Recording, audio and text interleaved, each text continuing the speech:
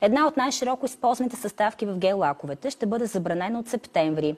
Защо? Крие ли риск за здравето? Гостува ни член-кореспондент професор Георги Момеков, декан на фармацевтичния факултет при Медицинския университет София. Здравейте! Добро утро! Добро утро на всички!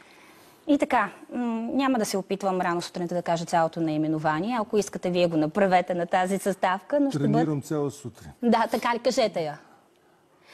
Триметил, дифенил, триметилбензил, дифенил... Фосфин оксид. Ето, заедно успяхме. Да. ТРО, както видях. Добре. Съкратено. Ще бъде официално забранена. Каква е опасността от тази съставка, професор Момеков? Да започнем. Може да ме нахранат, както се казва после в мрежите, но ще кажа нещо на английски. На английски език има две думи, които обаче ние българите не разграничаваме. Дума хейзърт и дума риск. Хейзърт, да, наистина, бялата акула и тигровата са опасни, могат да изядат сърфист. Риск обаче на 10 000 сърфиста в Австралия, да речем, колко биват изядени. Тоест при риск имаме математика, другото е просто опасност.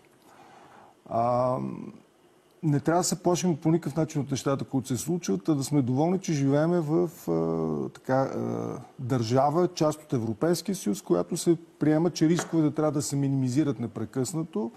Та всъщност причината да изчезне тази съставка от гел-лака е промяна в нейната класификация. Има една класификация, която се казва CMR, канцерогенни, мутагенни и увреждащи репродуктивните способности вещества.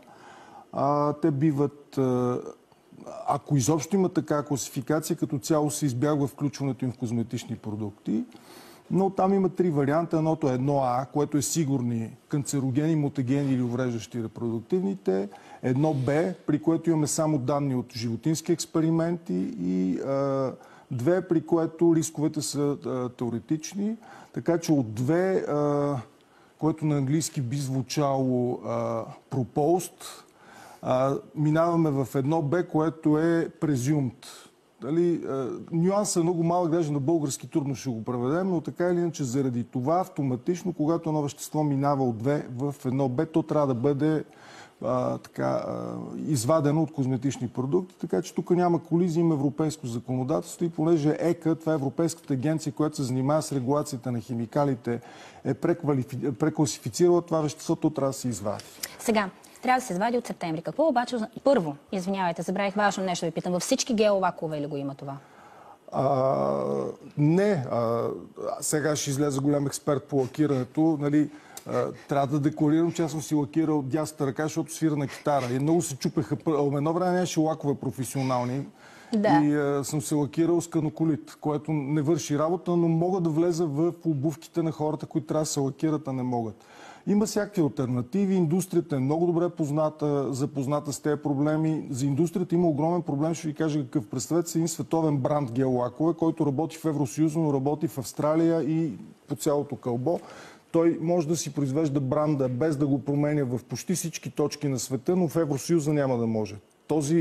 Тази забрана не е универсална за света първо. Тоест, мисълта ми е, сега могат ли салоните просто да изчистят гел-лакове, които имат тази съставка и да работят с други? Когато се имплементира това нещо, те ще трябва да го направят, ако не искат да нарушават закона, но производителите са подготвени и има всякакви алтернативи.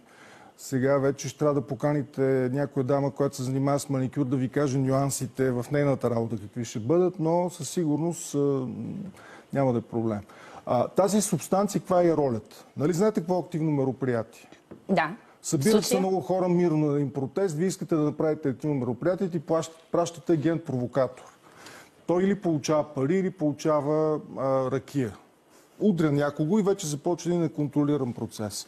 По същия начин в шишето с лака има субстанции, които са възпитани културни и има един потенциално агент-провокатор. Когато дамата сложи лака и след това ви освети със светлина, светлината превръща типиото в хулиган и той почва да раздава юмруци и шамари. Всъщност стартира една каскадна реакция на активиране. Формират се свободни радикали, които в крайна сметка водят до това тази течност да стане на камък, т.е. да се втвърди. Сега, защо ви ги разказвам тези неща? В тези продукти концентрацията на типиото е около 3%. Намерих изследвания, полагат го върху изкуствен лак за ногти, измерват, т.е. на един нокът отиват около 80 мг лак, в които има 3% TPO. След като се извърши процеса с осветяването и формирането на тази полимерна матрица, махат лаковото покритие и го екстрахират с органичен разтворител. Количеството, което се екстрахира свободен хулиган, е части от процента. Т.е. части от процента от тези 3%. И всичко това в една каменна матрица хората рутинно не се къпат в органични разтворители. Т.е. експозицията от такова нещо са части от милиграм при един процес такъв. Да, обаче когато години наред... Какъв е наред... токсичният риск? Нека да ви разкажа откъде идват опасенията на Европейската агенция.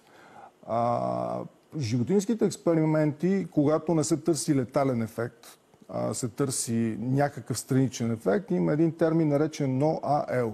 No Observed Adverse Effect Level, т.е. дози, до които ние не установяваме нежелани ефекти. Тези проучвания са правени като на животни, мъжки и женски, е давано през устата това вещество в дози от порядъка на стотици или десетки милиграми на килограм. Значи аз съм 140 кг, умножавате, да речем, 60 мг по 140 на килограм телесна маса на ден. Тоест при тези огромни експозиции, да, при мъжките животни атрофия на тестиса, т.е. ако тези пухове си лакират ногтите, нищо няма да им стане, защото, пак казвам, им е давано нещо от порядъка на десетки милиграми на килограм на ден през устата.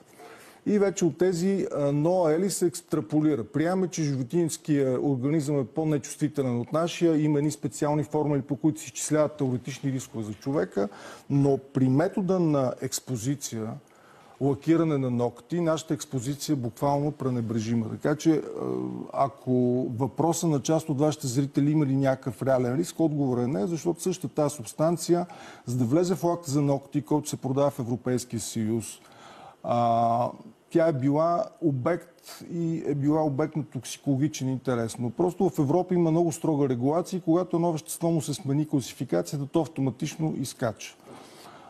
Той се използва същия този агент за втвърдяване на пломби.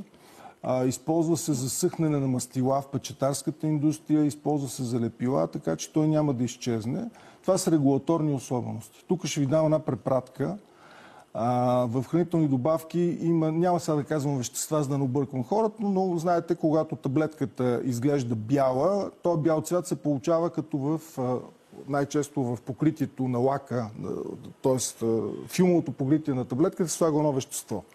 Това вещество се използва в фармацевтичната индустрия. Имаше преоценка, която позволява да се използва, обаче беше забранено в хранителни добавки, които пак се правят на таблетки. Тоест, пак казвам, има регулаторни нюанси. Това не означава, че веществото е станало супер опасно. Тоест няма значение дори и периода, който се използва, защото и това беше проблем. Дали веднъж ще си направиш гел-лак или години Значи, нека го обясним пак. Първо, нокътната пластинка е така направена, че една почти непермеабилна. Ако тя беше лесна за проникване, нямаше да се изпълнява функциите в тази част на пръстите. Тя има до голяма степен протективна функция. Тоест, тя е изградена от кератин. Това е също вещество, което изгражда рога на носорога. Нищо, че тук е различен, как да кажем, мащаба. След това ние слагаме вещество, което е в много ниска концентрация. В крайния продукт тя става още по-ниска, защото в процеса на хулиганизация със светлина той се изчерпва. Така че мисля, че всички трябва да спят спокойно. Лакирани, лакиращи се и лакирани в миналото интензивно.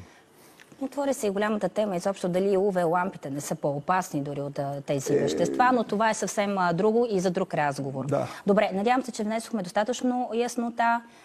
Между другото, същото се отнася и дали може да предизвика рак или не. Нали? За всичко говорим, не само за репродуктивни проблеми. Не, това вещество е включено в тази класификация. Значи тази класификация е, както турците биха казали, кръшък. Значи тя обединява вещества с мутагенен потенциал, канцерогенен и увреждане на репродуктивните способности. Тук имаме само данни за репродуктивна токсичност, която, отново казвам, се изразява при мъжките в атрофия на тестисите, при женските има някакви случаи на помятане, но пак казвам, това са женски плъхове, които са консумирали много продължително време по дози над 60 мг на килограм телесна маса на ден. Кой трябва да контролира, кой ще контролира от тук нататък за употребата на това вещество? Ами всички заинтересовани страни са уведомени, така че те ще бъдат контролирани по начина, по който се контролират тези обекти и до сега. Защото това се отнася не само за тази субстанция в флакове, това се отнася за субстанции в боите за коси, това се отнася за субстанции във всички вещества, в които човек бива изложен в един козметичен салон.